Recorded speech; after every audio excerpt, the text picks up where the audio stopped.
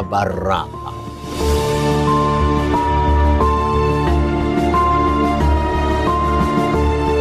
Anggantaraken pitutur luhur waraing kitab Mahabharata kawedhar kanthi lampahan babat Alas Kandawa. Ilustrator Agil Wahyu Kusuma, editor Firmana Setiabudi, kameramen Dani Rahmawati, ngarah acara Ibu Tuti Erno, kagantaraken dening King Abey, sugeng hamidhangetaken.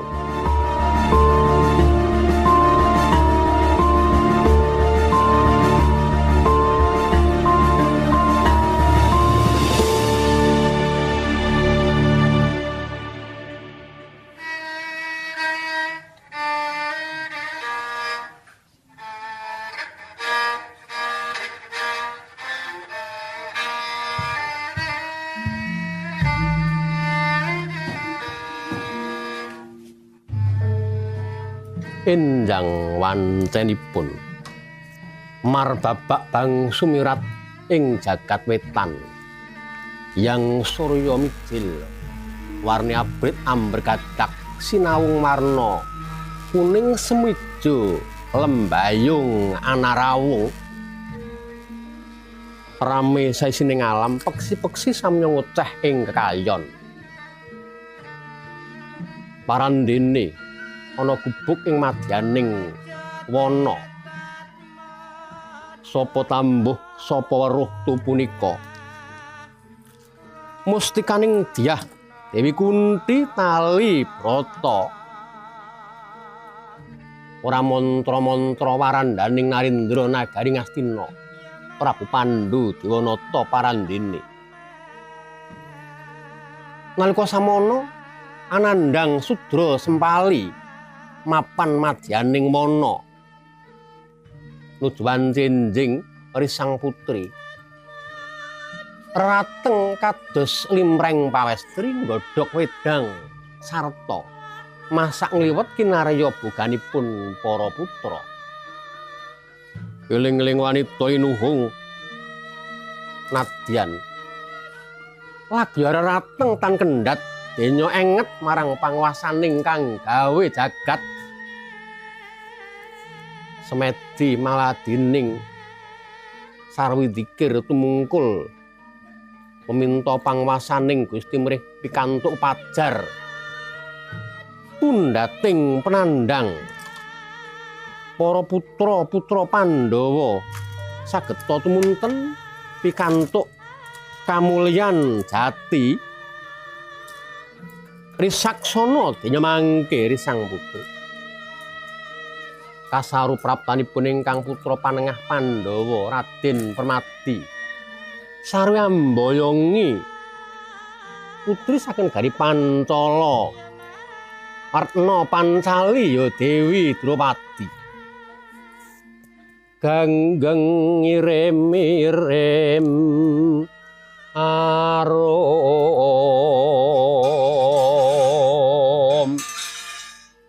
tunjung merot kanan kering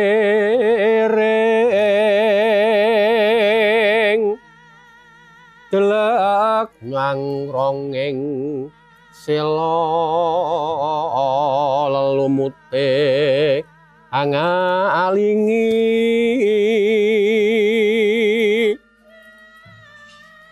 ayu apun anamar amangsa kalalar keli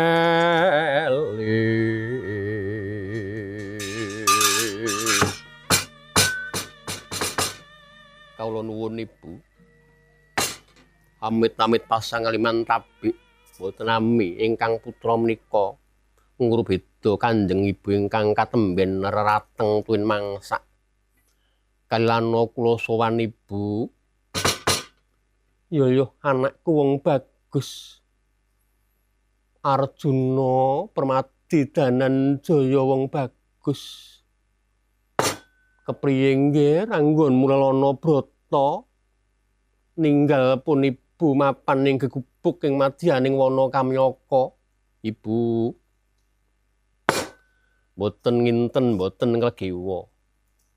Nalika kula lana kaliyan Kakang Mas Bima kedadak ing negari Pancala menika wonten sayembara. Sayembara apa Permati? Puniki sayembara manah pun mentang langkap Yai Bargawastra. Sinten ingkang kedugi mentang langkap Bargawastra lan jemparing ayang-ayanging ulam ing salebeting beji badhe kepareng ngukup mustikaning Dyah Sekar Kedaton negari Pancala Dewi Pancali utawi Dewi Dropadi. Pikantuk pangestu paduka kula sembada nglebeti sayembara Ibu. Anakku nggih, anakku Permati.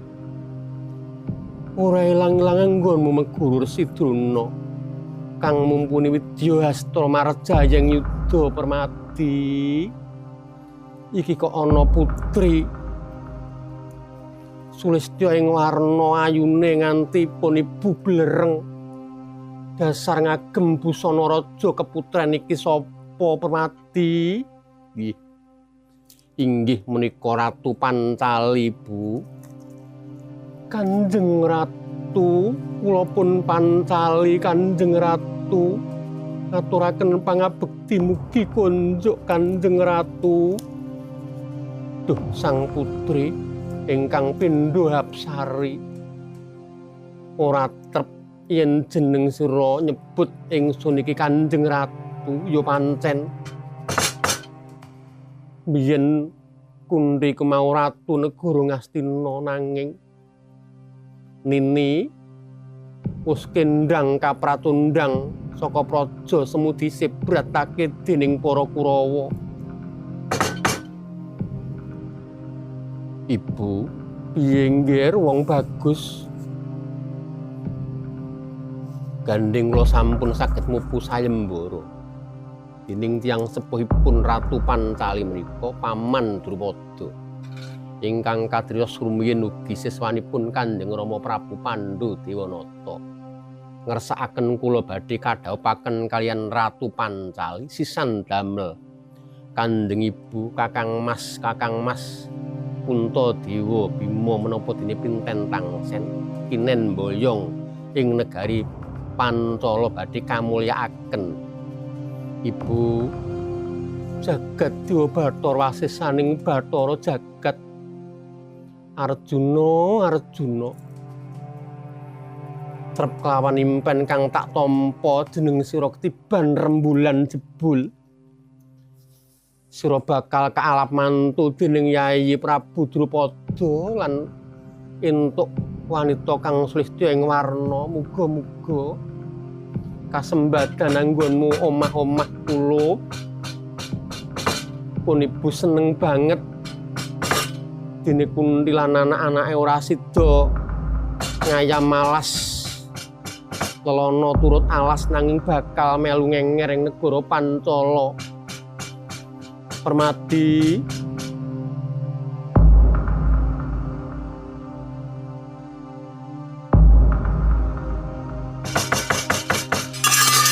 Sang Maha Yogi kawuting mati mungging tatrabaan sanguane ngali wijiling sasangka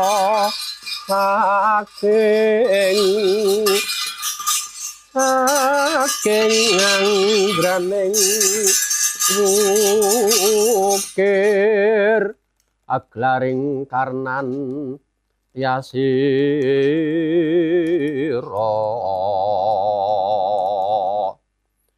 Om Awignamastu Namasidam Skaring Kawono Langgeng. Om Namah Siwaya. Kunti lan putu-putuku kabeh aja kaget puneyang kang prapta. Kula piye Rama penemban bekti kula katur Rama. Ya Kunti. Tak tampa pangabektimu Kanjeng Ratu. Inggih Eyang. Wayah paduka kula pun Yudhistira ngaturaken pangabekti. Wis Jaka kumalakala kaya ngene Puntadewa. Dedeg piadeg lan pasmonmu ora wiwang lan ora geseh karo bapakmu. Wah. Bektiku katur Eyang Wyasa. Weh iki Bima. Ya. Aku si Bratasena, Eyang. Nggih. Bekti kula katur Eyang, kembar kemanikan. Nuwun inggih Eyang ngaturaken pangabekti. Ya kembar, ya. Ngene yo nggih Kunti. Kunti punten dawuh Rama.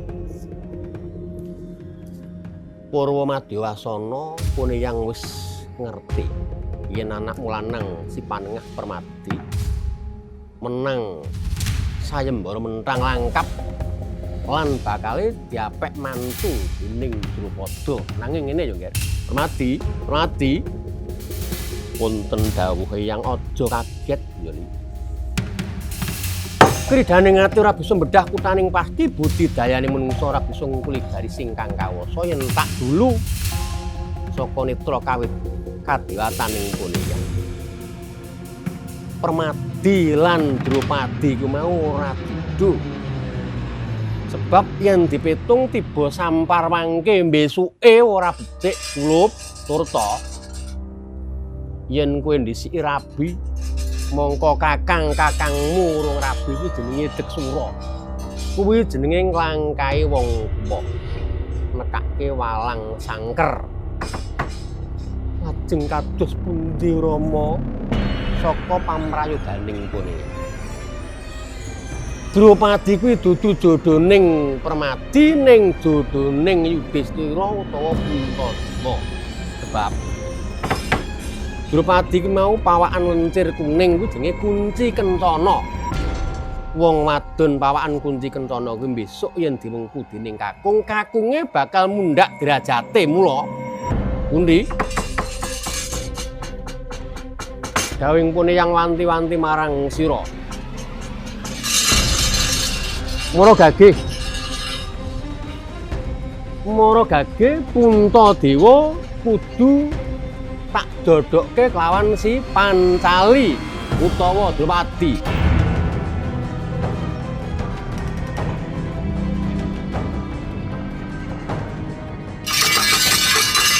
Risang Mahayogi kawuteng semedi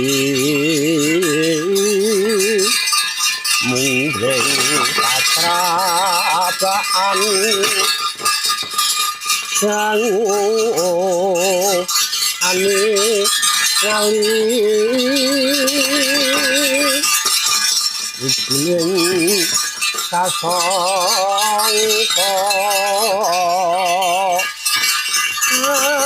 jaring sarnan yasira alon wijiling sabda.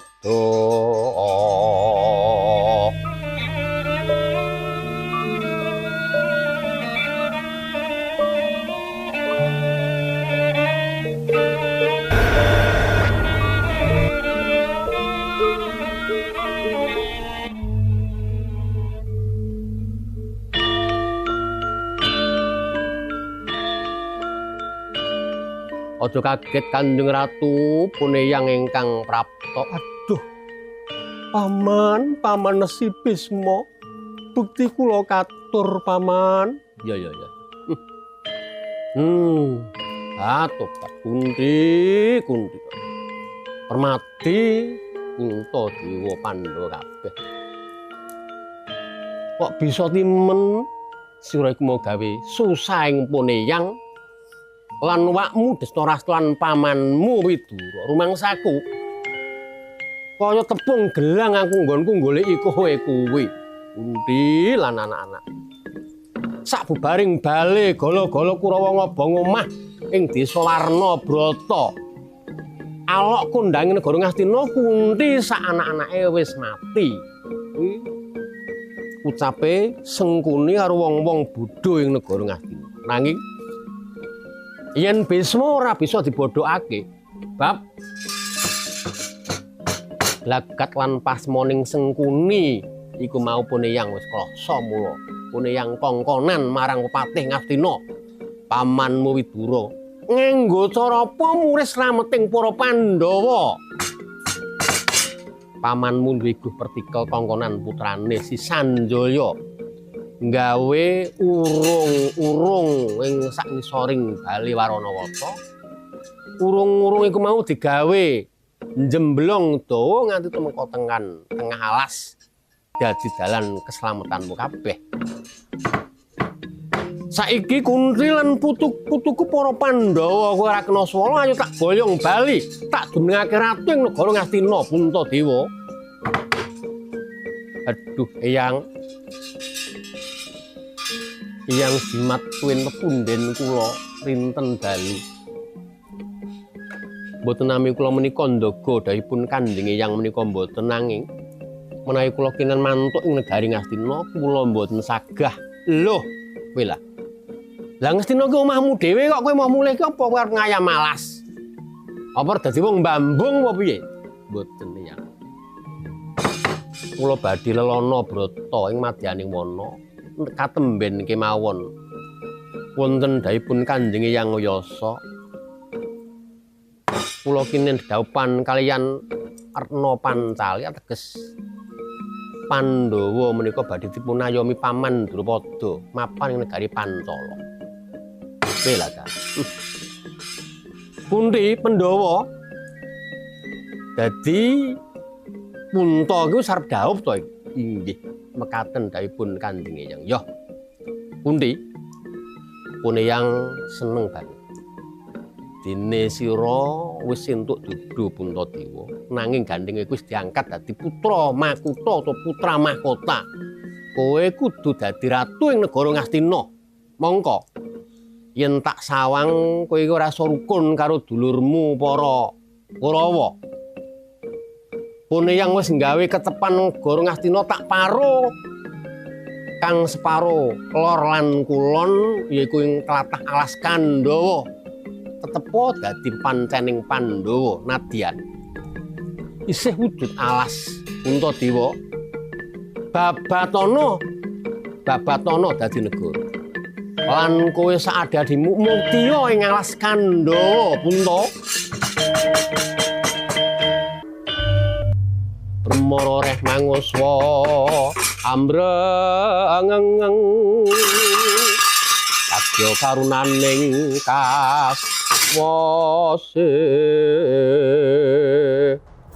Wah, Eyang Bisma Ibu Kunti Puntadewa kakangku.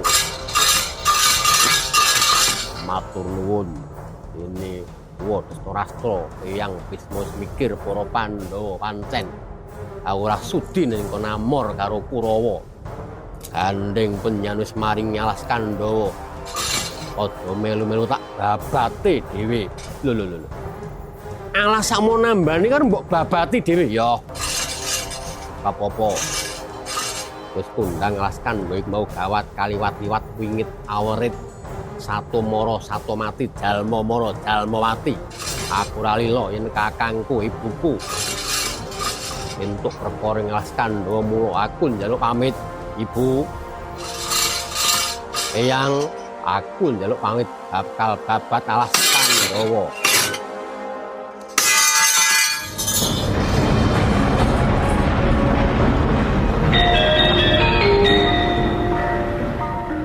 Bremara reh manguswa ambrengeng kadya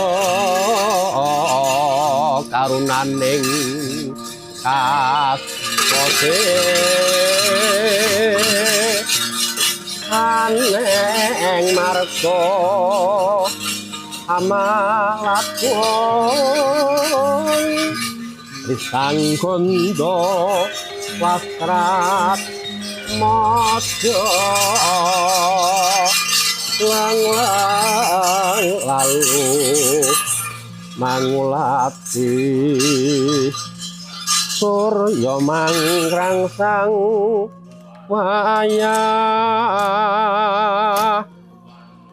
surya mangrangsang wayah umyus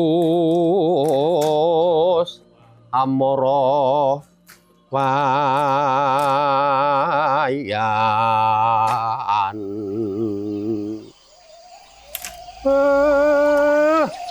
ae berkekek katulito umel tule anakku Gareng Petruk Bagong padha ngendi pondokan kok sepine kaya ngene tule ya ana ngguri iki lho Mak iki lagi ngisis bawa sumuke ora jamak ana alas kamyaka kene kok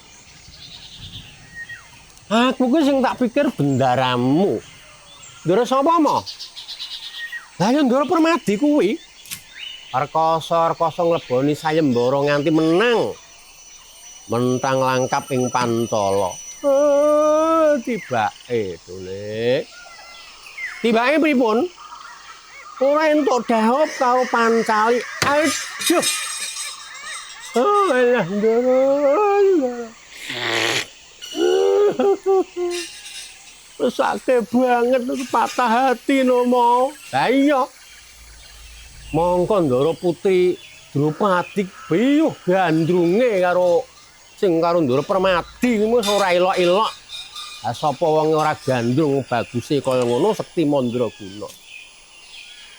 Alah, kaya ngono ya rasah dipikir abot. Wong patah hati iki sesuk ngolak ya mari. Contone aku iki lho, Mak. Aku iki ngopo? Aku lak yo bar patah hati karo calon mantumu kae. Mantuku sapa to lah kalau si kae Sri Kitri Tuti kamar mandi tidak tahu kae. Jeneng irabe kono hune ayo ora benak kuwi. Sing jenenge pakne ya ngono kok. Sri Kitri Tuti kamar mandi ngidak tahu. Aku tak rewangi arep bunuh Kediri lho, Mo. Lah. Bunuh Kediri nyusah lho wong kurang-kurang jenenge. Bodong dadak munggah tower barang. Ayo ben ngedeg-degi sing nyawang. Tajak kowe nunggoni to, nunggoni. Aku yo wedine si Bagong iki modar kok. Oh. Barang-barang diripeh iki terus. Diripeh wong akeh. Turunan duit. Terus gelem medun to cah iki. Oh, alah kere iki bae mung gertak sambal. Lah witekno. Nek ora bunuh diri ya ora entuk duit kok Ayo Kang. Ayo ndang bantu ndarane dhewe mbabat alas Kandawa. Ayo. Ayo nganti keri.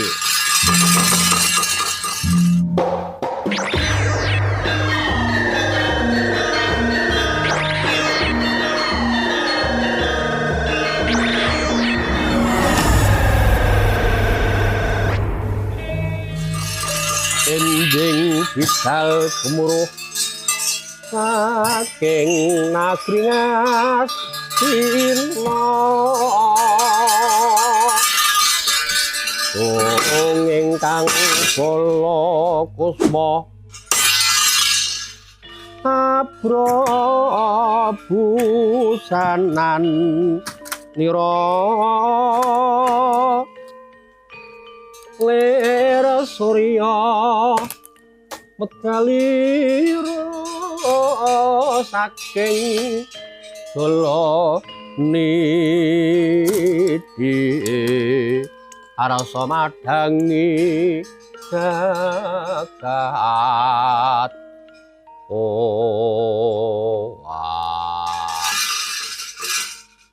alas gung kegerutan alas roban kaya mengkene ketele alas kandha nang aku ora wedi kanggo kamulyaning Pandhawa tak babat dina iki.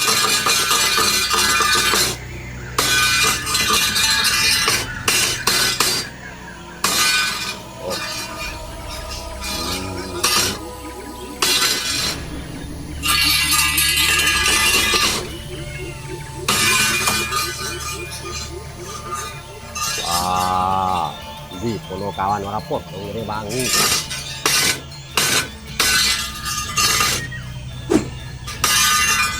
Ayo lakon padang iki.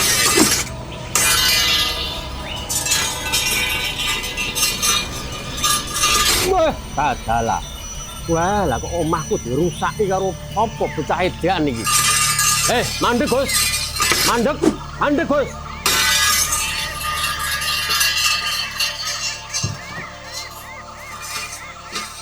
Wah, lah kowe kuwi sapa kok ngrusak omahku wong bagus. Wujudmu tak ketok tatora. Iki bangsane ngopo? Aku Jim Anggara Parna kang ngreksa. Danyange Ngas Kandhawa. Ayo minggat. Aja ngrusak omahku. Wah. Semak bathok apa petuk mripatmu ora ana omah anane wit-wit gedhe. Wo.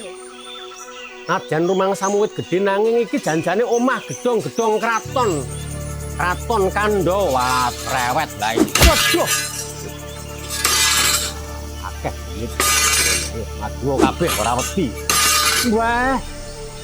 Wah, tanggur becah mogol iki ya. Lani ora Anggara Parna. Adamu. Ayo. Kebiasake wit. Ayo. Ayo. Ayo. Ayo. Lah ini sore karo wani karo dingkoting Jim iki, Jim Anggara Parna.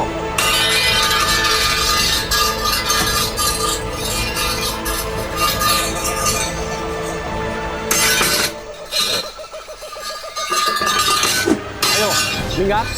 Bali. Wah, mati aku. Waduh, mati ya. Wah. Nganti ketemplung kalen aku berat.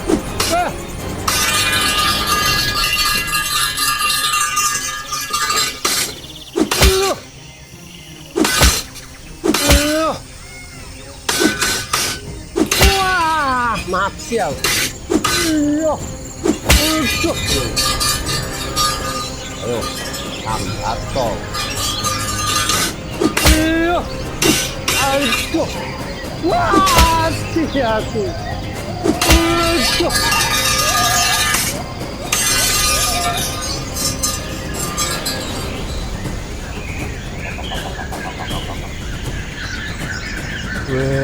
Anggara Parna malah kalah kalau apa itu? Dua liwang. Ayo, tak saka tanding ngono, tak saka tanding ngono.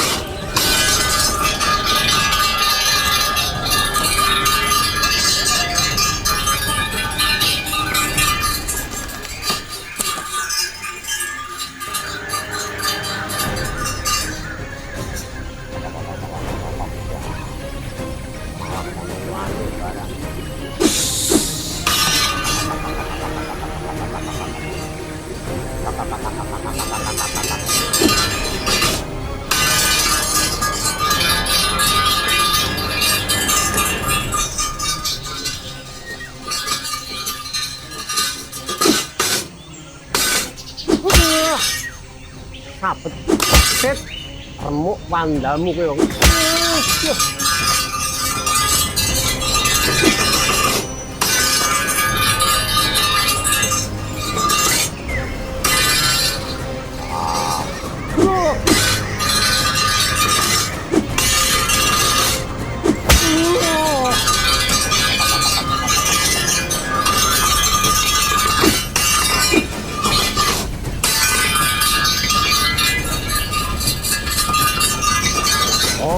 Gubet kowe. Gubet kowe wong bagus. Ayo. Ayo. Lakon lak gubet kowe wong bagus. Ayo.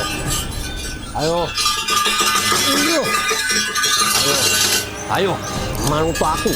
Bagus. Ayo manuto aku, melu aku Bima manggoning jagatku ning jagating jin. Ayo, aduh, ayo manggoning jagating jin Bima.